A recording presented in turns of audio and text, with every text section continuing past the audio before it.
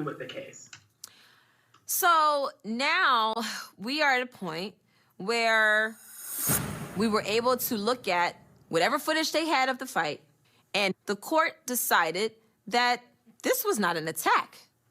This was a mutually consented fight, and we are dropping both complaints. You're not gonna send me to jail because you're embarrassed because you got dragged when you asked to get dragged.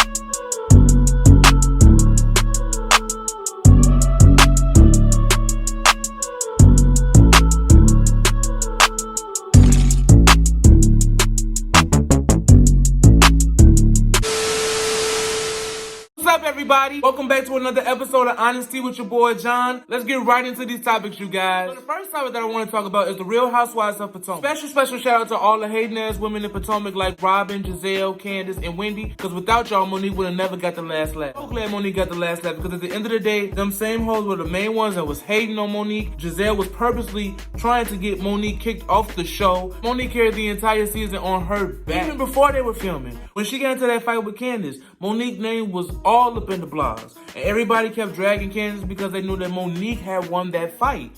Monique carried this entire season. Even when Monique wasn't filming with the girls, Monique's name was in all of their mouths. These bitches in Portugal, and all they talking about is Monique. Bitch, we in a whole nother country, and all you can do is keep talking about Monique. So shout out to you, Monique. Wendy, Giselle, Robin, and Candace, y'all can get your own lives. Worry about what y'all got going on. Giselle, you need to worry about if Jamal could come out the iPhone, okay? Speaking of a damn iPhone, let's talk about Giselle and her relationship with Jamal. He is never around. When Karen got her together, she could not help but to be quiet because at the end of the day, she read Giselle. Jamal is never present. At her Christmas event, Giselle knew that Juan was going to propose.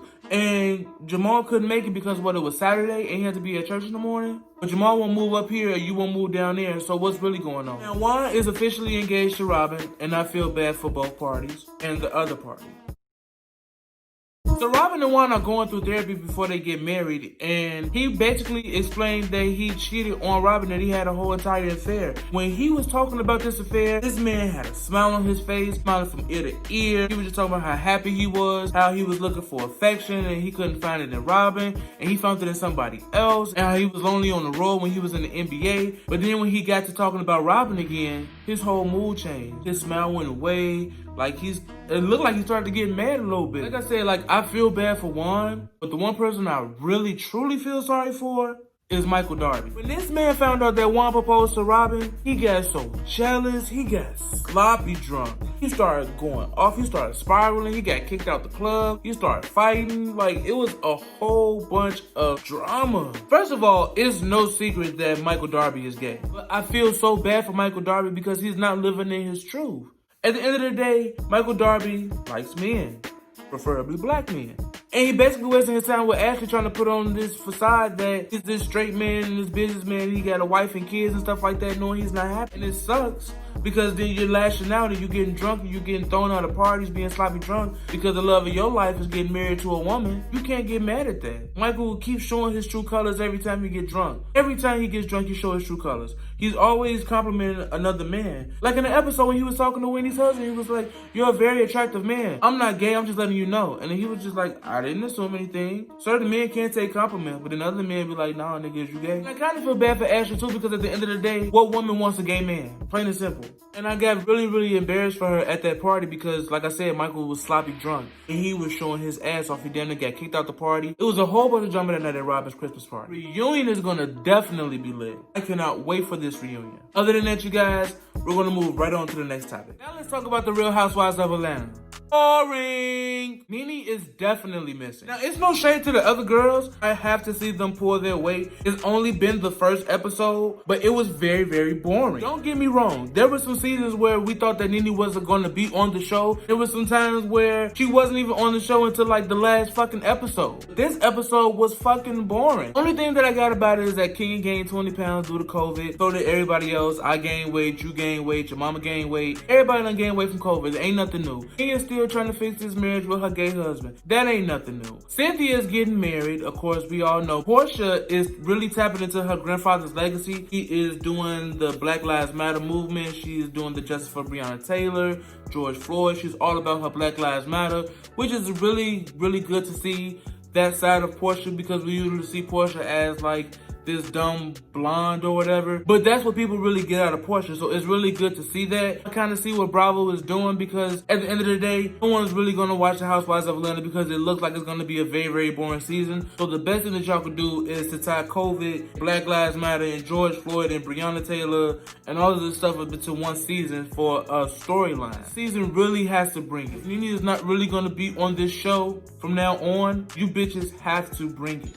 Other than that, you guys, let's go on to the next topic. So the next topic that I want to talk about is Wendy Williams' mom passing away. I feel so bad for Wendy Williams. She is not having a good year. 2019 was her downfall. Ever since Kevin left her for that 21-year-old and got her pregnant, she just fell off the bandwagon. I feel so bad for her. And then due to COVID, they shut everything down this year. And then they said that she was back on the pipe, which means that, you know, like she's back smoking crack. Everybody is saying on the Wendy Williams show that they're leaving because Wendy Williams be high all the time. She be at work high. DJ Booth quit on her. It's just like not looking good for Wendy Williams. And then on top of that, she loses her mom. So if Wendy Williams really did relapse and she's back on the pipe, or she's back doing crack, or she's doing coke, or whatever it is, we really need to keep Wendy uplifted. Instead of like us going in on her or calling her to let her pee, just really need to just like be there for her. Anybody in your life that's a father or mother figure to you, you do not want to lose them, because it's devastating. Just imagine if she really was on the pipe and stuff like that, and then she just found out her mom and dad. That's just going to even make it worse.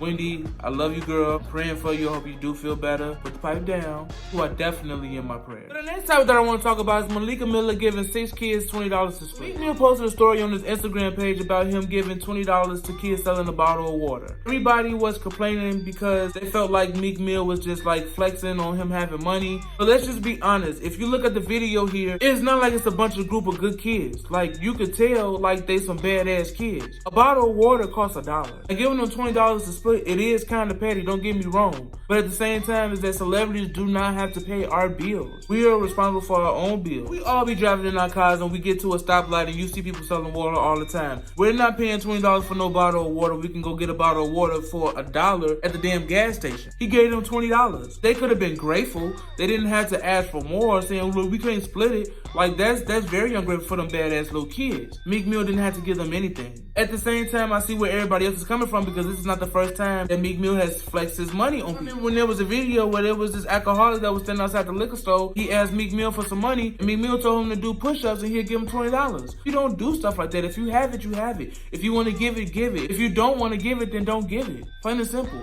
No one ain't gonna be mad at you. Everybody will look at you cross-eyed because you worth like 20-something million and you ain't got $20 to give. Like, I will look at you side-eyed too, but at the end of the day, it's not your responsibility to put money in my pocket. It's my responsibility to put money in my own pocket. And that, you guys, let's just go on to the next topic. The last topic that I want to talk about is some Lil Baby drama. Lil Baby paid $6,000 to have sex with a porn star. You guys are familiar with Lil Baby. You guys know that he made Drip Too Hard, some other songs, his new song about the Black Lives Matter movement. Lil Baby is a really good artist. You guys know he got kids. One of his baby mamas, her name is Jada. I don't know too much about her. From what I see on the blogs, that they are together and he takes care of his kids. So he seems like a pretty good guy. But there's a porn star who claims that Lil Baby paid $6,000 to have sex with her. And Lil Baby's supposed to be with Jada. Now, she's going back and forth on social media. She's going on the blogs. She's going on her Twitter page. She's going on Instagram. She's even arguing with Lil Baby in the DM. Lil Baby's DMing her like, bro, you messing up my brand and all stuff like that. I just really do feel bad for Jada at this point. She's getting cheated on. If she's with the baby. No, Lil Baby.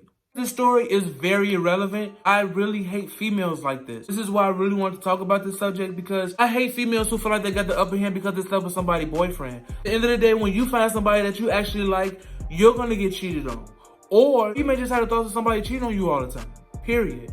At the end of the day, I feel like Lil Baby got caught, and that's why he's trying to do all this damage control. As you can see in these DMs, he's over here telling her, like, if I pay for pussy, you need to keep that shit quiet. You messing up the brand. Jada saying you messing up the brand. Like, it's a lot going on. I feel like Lil Baby got caught. Because at the end of the day, this porn star is not cute at all. This porn star look like a tranny. When you get caught paying for sex, niggas look at you differently. But you in an industry where all you niggas do is pay for sex. For real, for real. Even if you're not paying for sex, you're paying to keep that shit on the hush. But at the end of the day, little baby, keep the dick in your pants. I'm not for sure if you're actually with Jada. Jada stays to herself. Little baby paid his child support. She all good. I really don't see Jada on the blogs like that. Maybe I'm confusing her with another baby mama. I don't know. This baby mama drama is irrelevant. Most of these baby mamas are making it to the blogs than these fucking rap artists. For real, for real. Other than that, you guys, that's all I have for today. Like, share, comment, and subscribe below, you guys. I'll be back next week with another episode.